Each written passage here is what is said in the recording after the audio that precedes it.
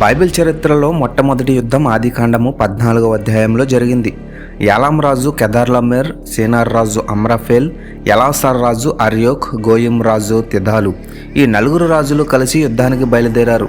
ఎందుకంటే సుదేమ, గుమెర్రా, ఆద్మా, సెబోయిం, సోయర్ అనే 5 పట్టణాల రాజులు 12 సంవత్సరాలు కెదార్లమెర్ రాజుకు ఒబీడియన్స్గా ఉన్నారు. కానీ 13వ సంవత్సరమందు తిరుగుబాటు చేశారు. దాంతో కెదార్లమెర్ రాజు తన మిత్ర రాజులతో కలిసి తిరుగుబాటు చేసిన 5 రాజుల మీదకి యుద్ధానికి బయలుదేరాడు. ఈ యుద్ధంలో 4 రాజులు విజయం సాధించి సుదేమును దోచి అబ్రహాము బంధువు లోతును కూడా బంధించారు. ఇది విన్న అబ్రహాము తన ఇంట్లో శిక్షణ పొందిన 318 మంది సేవకులతో రాత్రివేళ దాడి చేసి శత్రువులను ఓడించాడు. లోతుకు సంబంధించినవన్నీ రక్షించి తిరిగి తీసుకుని వచ్చాడు.